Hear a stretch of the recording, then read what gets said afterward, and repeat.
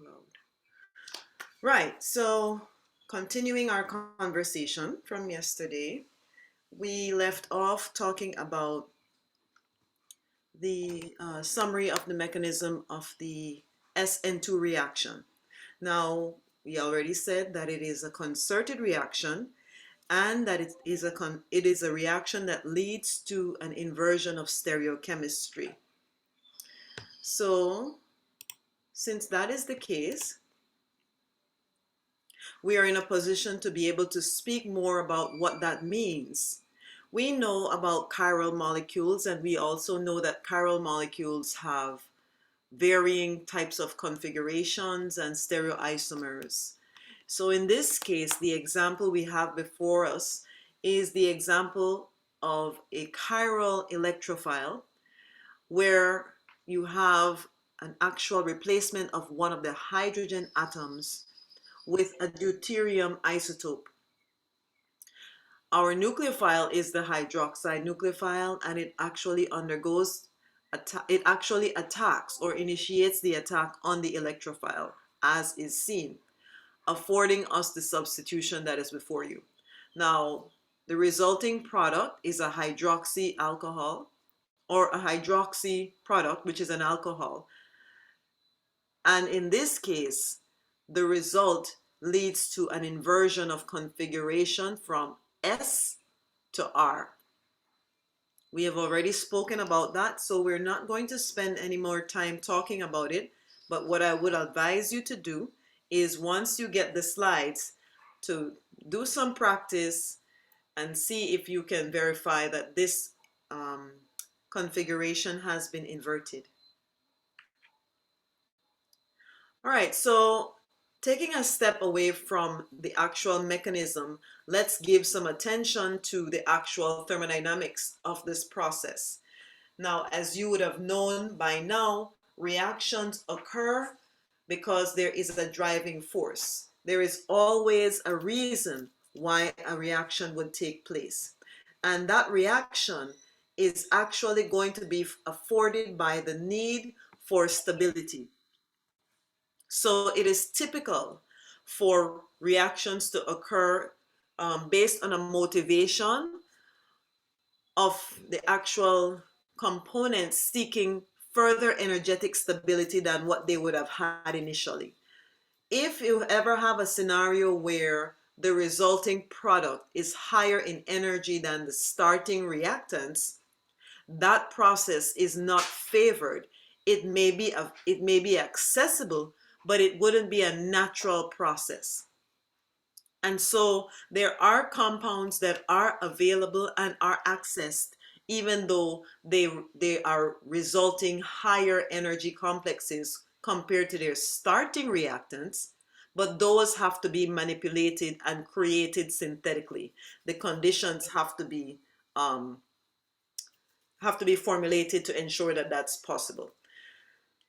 Our area of interest, however, is one that gives attention to those reactions that naturally occur and those that are actually ones that result in a more stable end result. So what you have before you is a reaction coordinate diagram, which essentially gives you the result and the interaction, the result of the interaction of the reaction components and how they vary energetically over time. So here we have the starting materials, which is our nucleophile and our electrophile, and they start at a specific energy level designated E reactants. And in the process of interacting, in the process of actually forming their initial interactions, which isn't a full-blown bond, there is a high energy transition state species. Now, being familiar with the concept of enzymes and their behavior, you guys would have already been exposed to, I am sure, to the activated complex, which is a complex that is stabilized by the presence of an enzyme, which is actually then the species that is integral in catalytic reactions in living systems. Now, it is important for you to know that every reaction has an activation barrier. Every reaction has an energy barrier. And in this case, the energy barrier is represented by the gap in energy between the energy of the reactants or the starting material and the transition state. In other words, how high of an energy hill must the reactants climb to access the transition state before it can actually go in the downhill direction towards products. So in other words, if you cannot access your transition state because the energy barrier is too high, then the reaction will not occur. It so happens that in this case, the barrier is accessible enough that the reaction is able to happen. And so in this case, this crest, if we want to say, is actually representative of the energy level that corresponds with the transition state or our intermediate activated complex. I need to stop saying the word intermediate because an intermediate, let me correct myself here and say that in organic chemistry, the word or the term intermediate represents a formal species that is actually identified and recognized and measured. A transition state activated complex is not. It's not visible because it is an intermediary state where the bonds are not officially formed, neither are they officially broken. So that's just a quick correction there that I'm making so that I do not misuse the lingo or the jargon that is appropriate. Once the transition state is accessed, as you can see by the graph here, the energy level is definitely higher than both the level of the reactants to begin with and the resulting product. However, this is actually the reason why we have concerns about what is our rate determining step and what is our fastest and our slowest steps, because our rates are dependent on how accessible this energy barrier is. So if it is the case that our molecules can actually overcome this energy barrier, then we would find that our reaction is able to proceed faster because the energy gap between reactants and products, the energy gap between reactants and transition state is narrower. It's accessible. Incidentally, this is where our catalysts come in. Now, we all know that the definition of a catalyst is such that it is able to speed up the rate of a reaction by actually lowering the activation barrier. And when we say that, what we are really saying is that this is how the reaction would normally look in its energy profile in the absence of a catalyst. In the presence of a catalyst, what the catalyst does is it lowers this barrier by reducing the delta E, or the energy of activation. So you would have a similar curve just like this one, except that the energy level of the transition state would be lower. It would be somewhere in between where the reactants are and this original energy level for this transition state is. So that's one of the ways in which catalysts are able to speed up the rate of a reaction.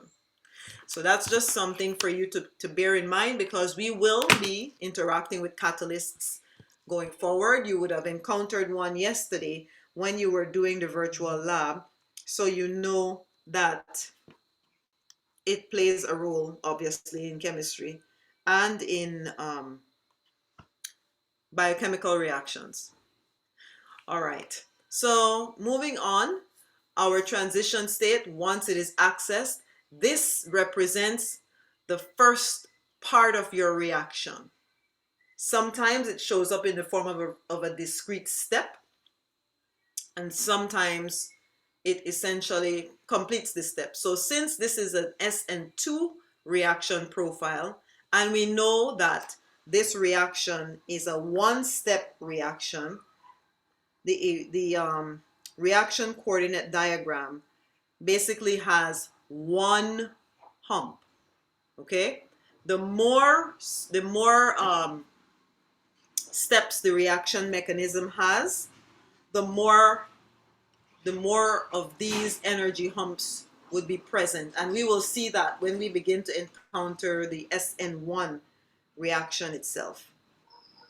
All right, so let me just do something quickly here because I need to make sure I get my other gadget added to this meeting.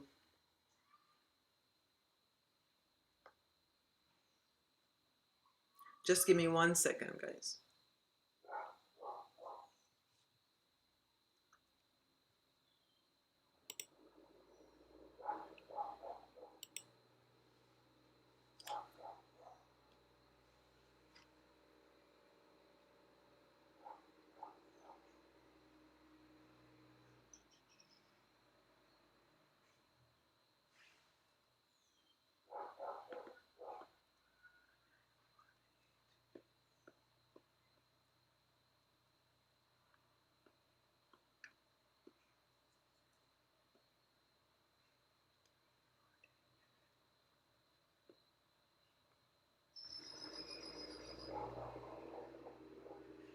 Okay, thank you for that.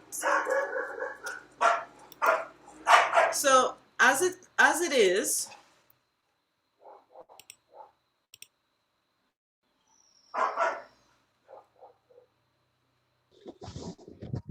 so yes, as I was saying,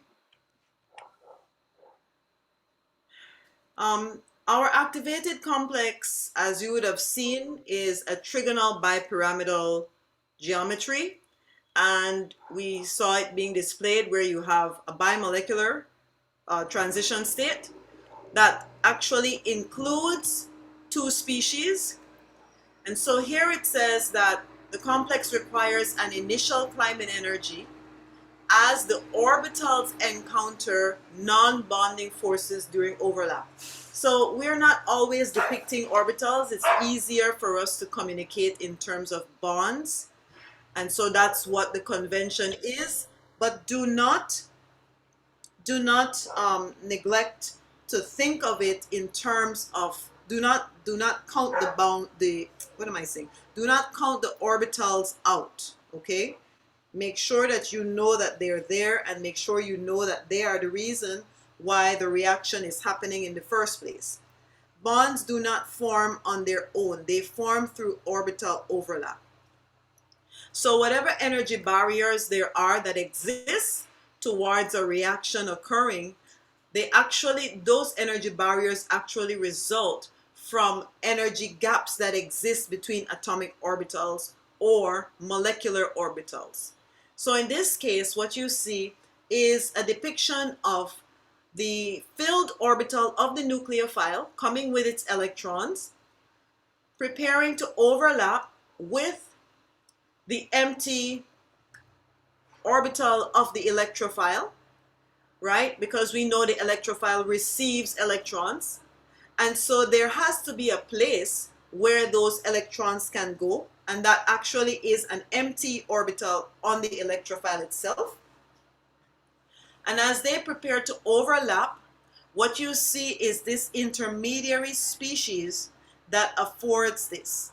So overlapping is prepared, or they're preparing to overlap. At this point, there isn't a full-blown bond that has formed yet, but it is in the process, or it is in the making.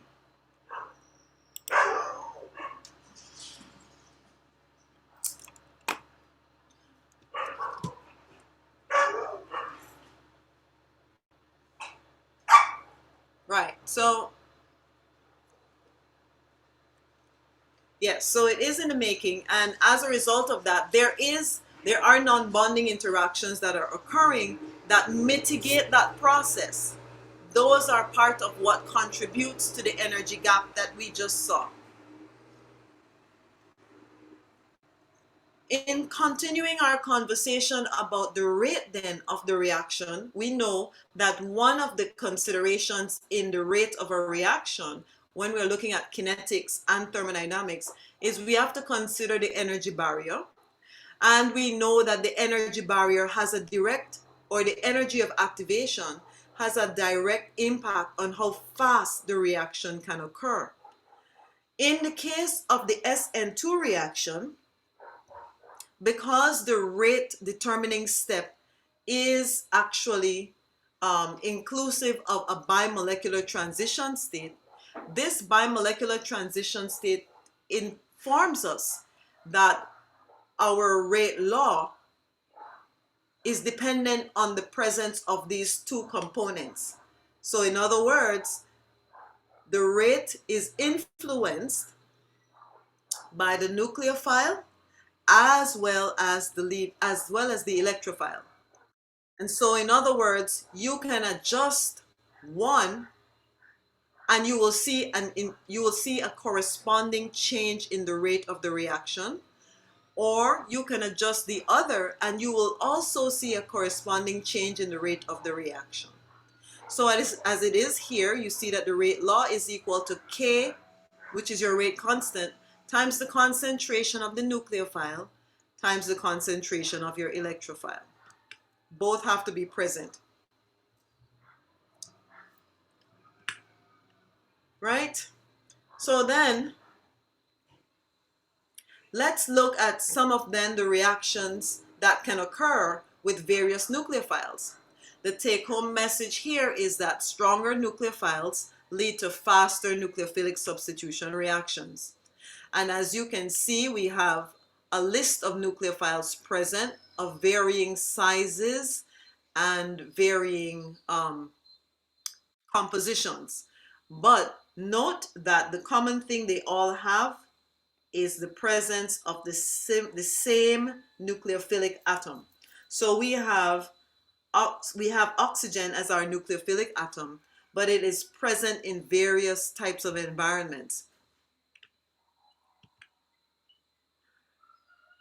Here we have a scenario where you can see that oxygen is the smallest, sorry, not oxygen, the hydroxide nucleophile is the smallest nucleophile, but it is also the fastest, right? And when we compare that to the remainder nucleophiles that are in this list, we're finding that there are varying types of behaviors.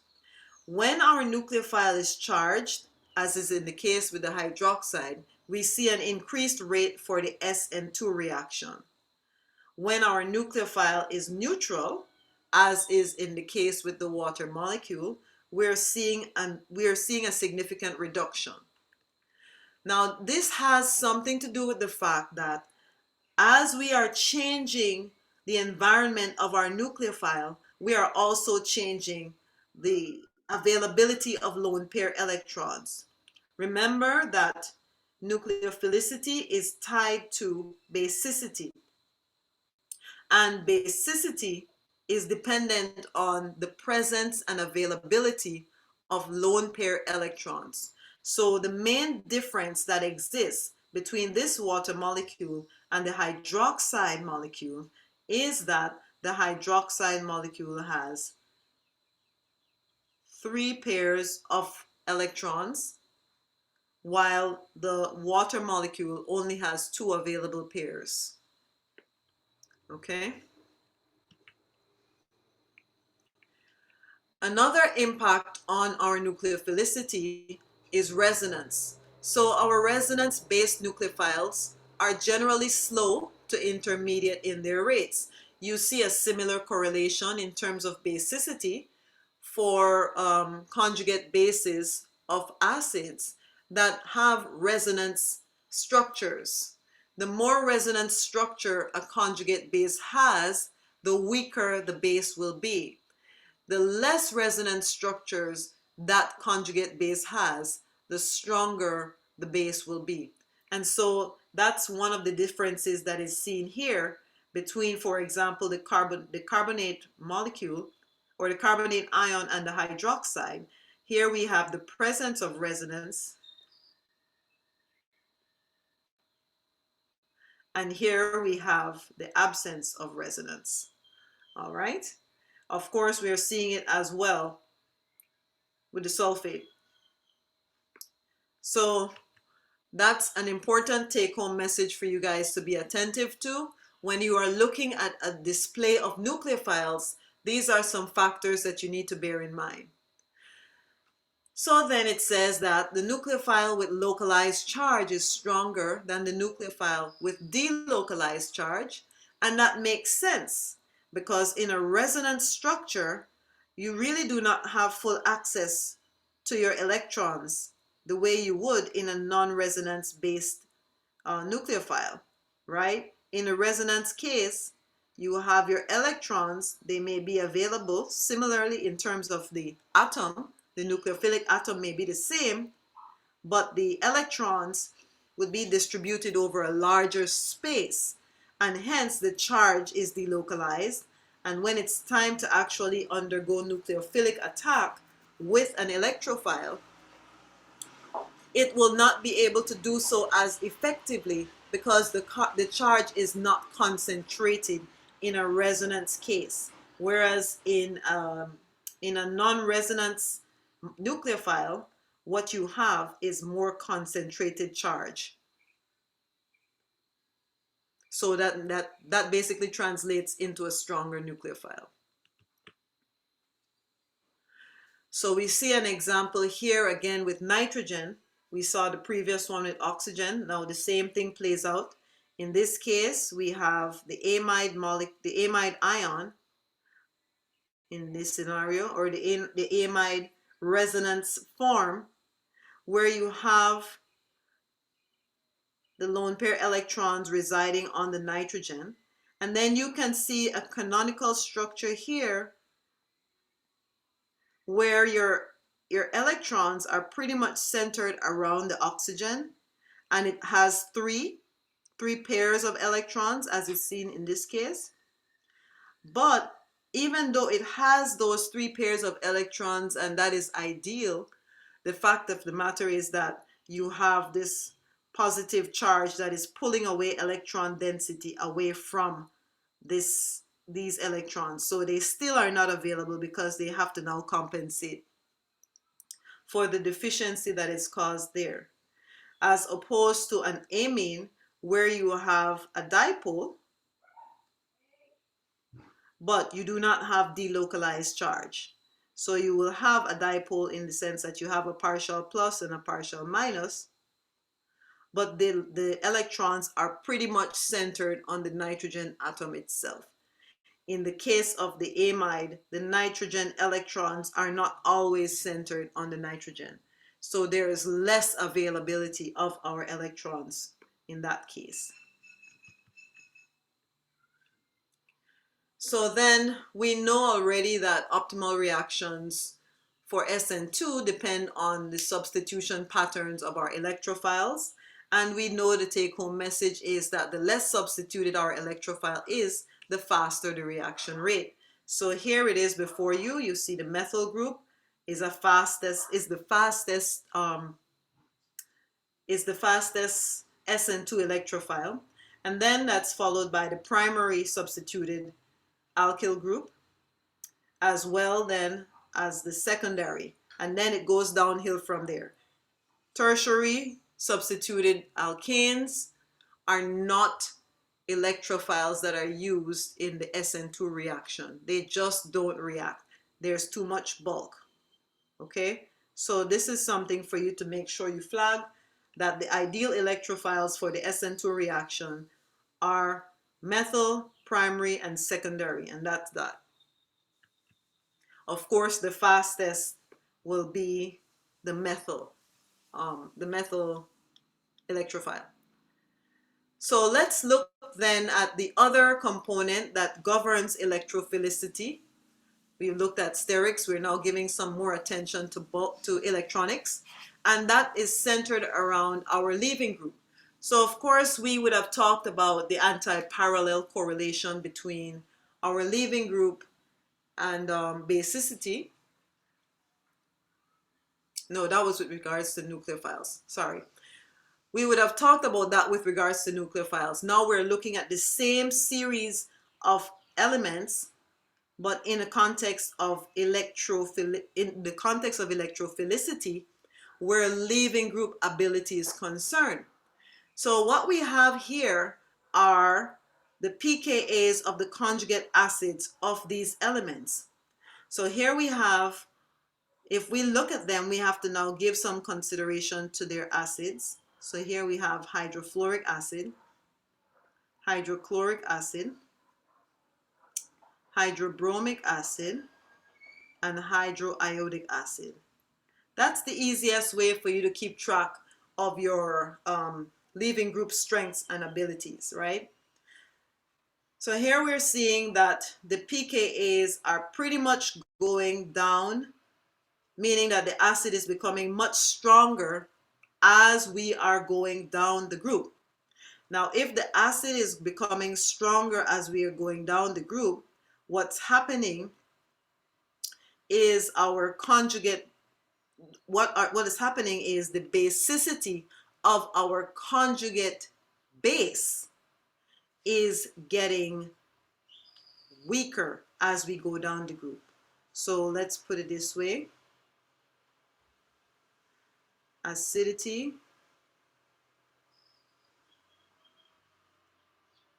increases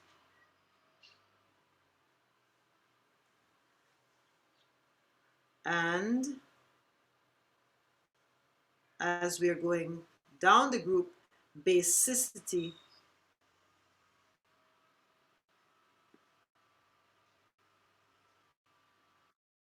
decreases. All right.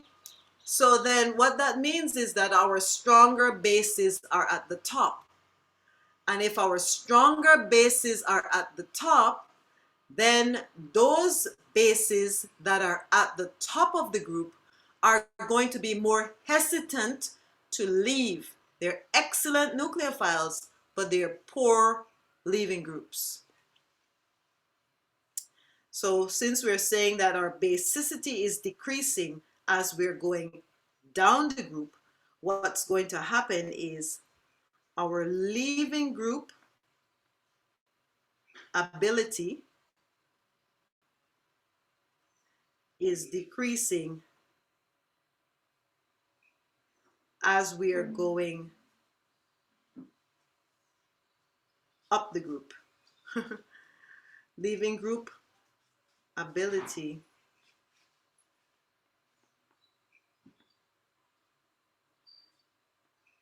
it decreases as we go up the group, but it increases as we go down the group.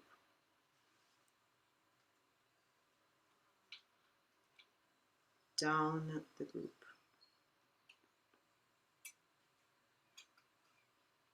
And that's because we know that leaving group ability has an inverse relationship with nucleophilic ability. All right, so bear this in mind. You'll have to take this apart and take it in small bits if you haven't gotten it, but it's just a number of different parameters that are now interplaying with each other at this point. So then what then does this mean for us? It says here that if we want to have a reaction that will lead to the formation of methanol, our methanol reaction would essentially mean that it has, we will have, let's see, CH3X,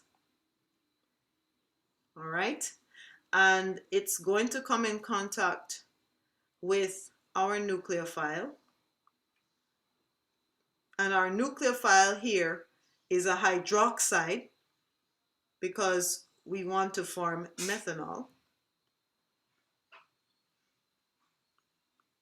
The question of what X would be appropriate is dependent on how fast it is with regards to leaving. Now, any of these are candidates, right? Fluorine, chlorine, bromine, or iodine.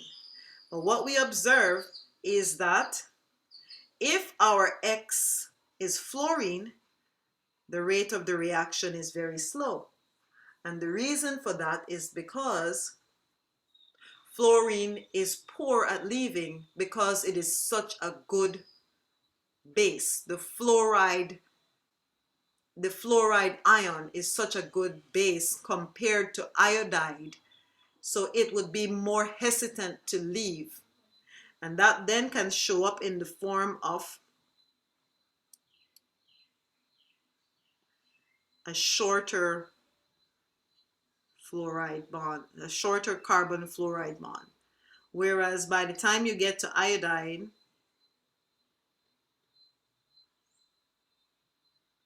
it's a longer carbon iodide bond.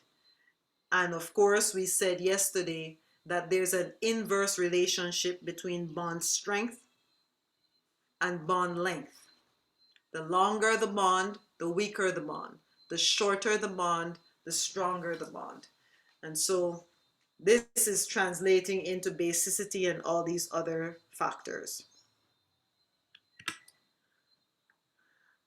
Right, so let's look at our living groups then in living systems, or leaving groups, sorry, in living systems.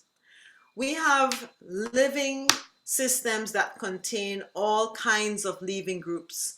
And here before you, what you have is a display of the phosphate leaving group. But in the case that is before you, we also see that there is the hydroxy leaving group itself.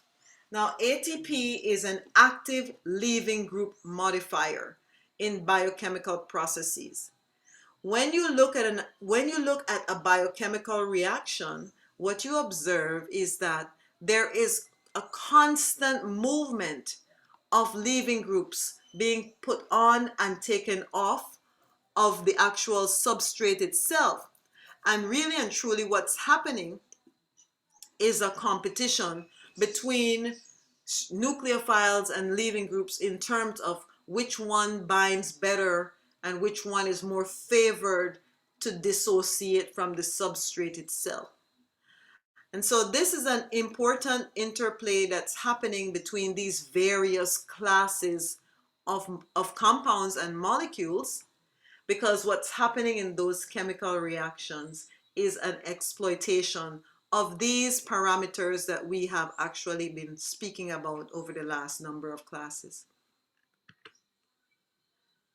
So here it is the case that ATP facilitates the conversion of the highly basic OH group. So what we're seeing is OH is behaving the way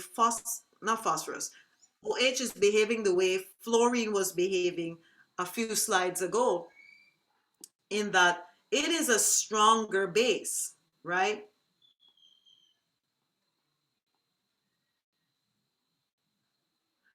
Stronger base. And as you guys know, it's an excellent nucleophile. So if it's an excellent nucleophile, that would make it a poor leaving group. It's going to hesitate to dissociate from this molecule and would have to be coaxed. And so that's why this molecule, ribose 5-phosphate, is actually being modified in such a way whereby the phosphate anhydride is being used to coax whatever is going to come next in the reaction cycle. ATP is the actual facilitator in this process because it provides the phosphate anhydride. And so it becomes the actual source molecule for this process that allows us to be able to modify our leaving group. So we have gone from a very strong base, which is our leaving group in the hydroxide, to now a phosphate anhydride base, which is actually weaker in its basicity than the hydroxide. And as you can see, this phosphate group has so many resonance forms that we already know that it's a poor nucleophile, which would make it an excellent leaving group to begin with. All right.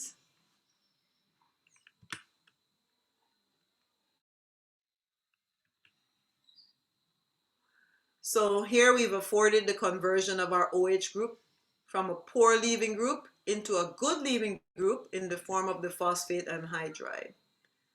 Make sure that you guys remember the inverse correlation between leaving group ability and basicity, as well as nucleophilicity. Nucleophilicity and basicity go hand in hand, while leaving group ability and basicity are actually inverse in their relationship. They have an inverse correlation. All right, so what about solvents? You know, we've been talking a lot about electrophiles, nucleophiles, leaving groups, and transition states. And so now the question of what solvents would the reaction be most ideal in is an important question. Before you is a list or a display of polar aprotic solvents. And these solvents are different from the polar protic solvents in that they do not have a hydrogen bonding hydrogen. There is the presence of a charged dipole, which is what makes the actual molecule polar, right? There is a distinction between electronegativities. So our carbon has a different electronegativity. It's less electronegative than oxygen. And so this, you can see that the charged dipole is in such a direction that the bond favors delocalizing the electrons or centering the electrons around the oxygen atom. Same thing here for acetonitrile, as well as DMF and DMSO. Now, if you ever go into biological research, you will find that a lot of the solvents that you use will be either of these, but typically DMSO and DMF are favorites in terms of biological reactions because they are most similar to the water solvent itself. All right, so let's look at some SN2 nucleophiles in living systems. Here we have the cysteine residue and the serine residue, and they're being compared.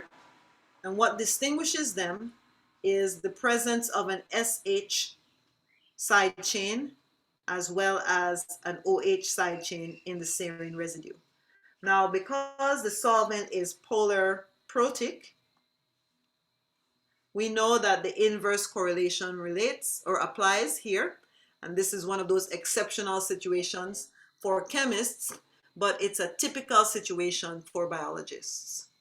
So here we must bear in mind that because the solvent system is polar protic, the inverse correlation or the anti-parallel relationship between nucleophilicity and basicity would actually become applicable here. So what are some of our SN2 reactions in living systems? Well, we started this conversation with the whole molecule SAM, which is S-adenosyl methionine, and it actually being used as a methylating agent right now in DNA molecules. Essentially, when we started this conversation, we did not get into the mechanism, but we are now in a position to do so. SAM is a methylating agent, meaning that it is a methyl donor, and whatever it comes in contact with, that is going to be its contribution. Okay, now bear in mind when you observe the molecule, note there are some key features about this molecule that are important for you to be able to identify why it's able to play the role that it plays. So we have the methyl group, we have a sulfur atom, and in this case it is charged. You can see that there is a positive charge on it. The fact that it is charged means that it is not going to be a nucleophile. It is definitely electrophilic because we know that electrophilic molecules are electron deficient. So in this case, this is a clue. If we do not have a charged dipole, the presence of a formal plus charge is a dead giveaway as it pertains to identifying your electrophiles. And so this is why we know that SAM is not behaving as a nucleophile in the living system, or in general actually. So let's see how SAM does what it does. So the nucleophilic attack actually occurs by one of the lone pair electrons on the adenine nitrogen. And so here it is that the nitrogen is supplying the electron source. It is our nucleophile. And then of course, this is a truncated version of SAM, but we've seen the molecule so we know how it looks. And so where then does the attack occur? We know who is doing the attacking in terms of the nucleophilic atom. Our nucleophilic atom is the nitrogen. And we know where the attack is occurring, in that it is actually happening at the carbon center on the SAM molecule itself.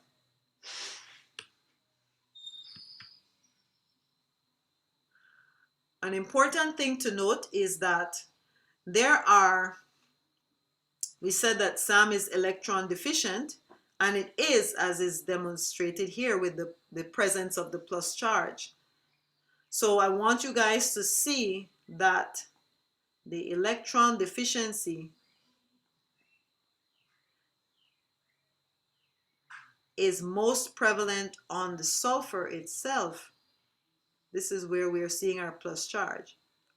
But yet the attack is happening at the carbon.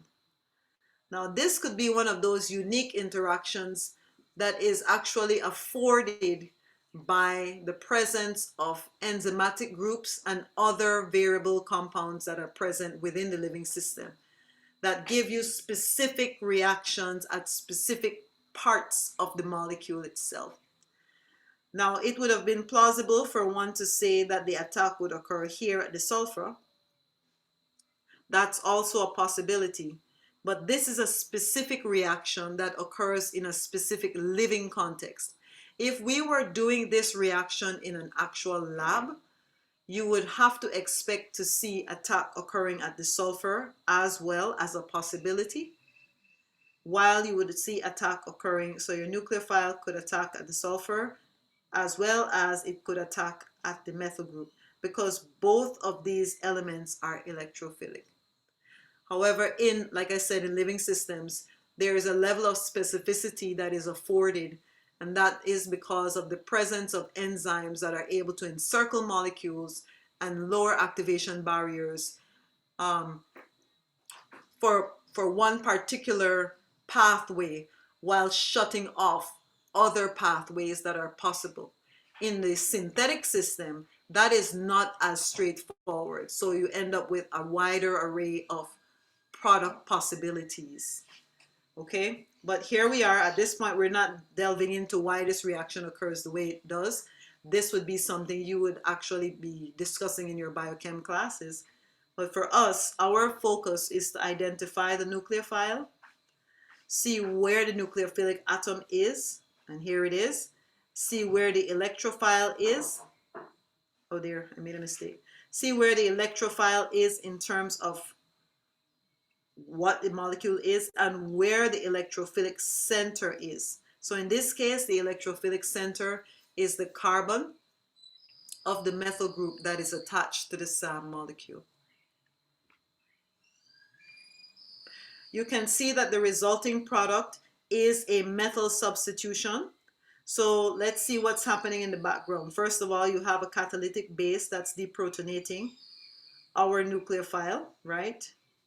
This deprotonation that is happening here is happening actually using a very poor base. But again, the presence of enzymes, the presence of a living system that is able to support this pathway and this process makes it possible, because it lowers the activation barrier for this process. So we have a deprotonation that's occurring. And when that occurs, here is our electrons that are present in the bond. Those electrons are going to the nitrogen itself, and the nitrogen becomes electron rich. Now, we do not see the intermediate steps. We do not see the intermediate that is formed, but this process here would lead to a nitrogen that would have its hydrogen attached. It would have its phenyl group attached. And the electrons from the nitrogen-hydrogen bond would now go on to the nitrogen itself, and then another pair of electrons that was originally there, as you can see, is doing the attacking.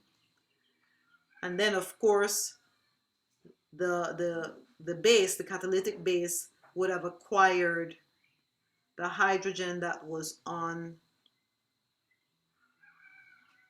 attached to the enzyme in the first place, right? So this would have become negatively charged, and then you can see how it can attack.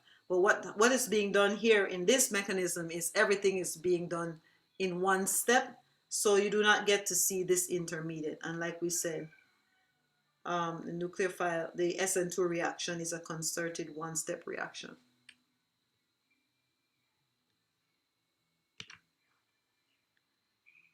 All right, so that leads to the departure of the disubstituted sulfur group and methylation at the nitrogen itself, which is on the adenine base, and we have gone from a nitrogen that is unsubstituted to one that is now methyl substituted. And this is how SAM does its work. All right, guys, I think this is a good place to stop. Just let us now conclude by summarizing, by saying that the SN2 reaction is able to conduct itself using a number of substrates, and the ideal electrophiles are methyl electrophiles, primary and secondary. Okay? Tertiary substituted electrophiles are poor substrates for SN2 reactions. All right, it is 11 minutes past the hour, and I think that this is where we will stop for today. And we will pick this conversation up tomorrow, where we will go into the reaction mechanism of the SN1 reaction and observe where the variables are there. Okay, guys, so I hope that you guys learned a lot today, and I hope you enjoyed this class. And I am now going to release you to go to your other classes, and see you tomorrow. Have a good day and be safe. Okay, take care, guys.